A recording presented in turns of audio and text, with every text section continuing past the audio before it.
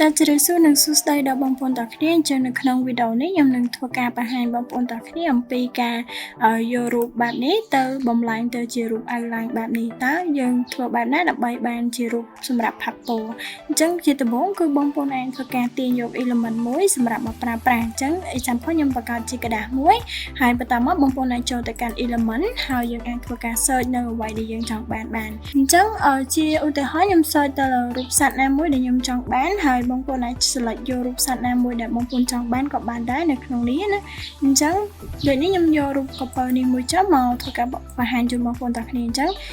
រូបនេះគឺបងប្អូនគ្រាន់តែចូលលើរូបហើយអាចចូលទៅកាន់ edit នៅខាងលើនេះ edit ចុចទៅលើ edit នេះមកយើងនឹងឃើញ tool ឬក៏មុខងារ AI ជាច្រើនដែលយើងអាចប្រើបានអញ្ចឹងនៅក្នុងនេះគឺយើងមាន app សម្រាប់ប្រើបំលែងក៏បានឬក៏យើងអាចប្រើយ៉ាងស្រួលគឺយើងអាចចូលទៅមុខងារមួយគឺ style យើងអាចចូល CL នេះមកហើយបន្តមកបងប្អូននឹងឃើញរូបជាលក្ខណៈគំនូរឬក៏រូបផ្សេងឬក៏រូបជាលក្ខណៈbling បែបនេះណាអញ្ចឹងនៅក្នុងនេះខ្ញុំចង់បានជា outline ចឹងខ្ញុំយក line art នេះចឹងខ្ញុំចុចលើ line art នេះមកបងប្អូនចាំគេមួយផ្លែតគេនឹងធ្វើការបំលែងរូបហ្នឹងទៅជាទម្រង់រូបបែបហ្នឹងណាចឹងនៅពេលដែលគេបំលែងរួចរាល់ហើយគឺយើងនឹងបានទម្រង់ជារូប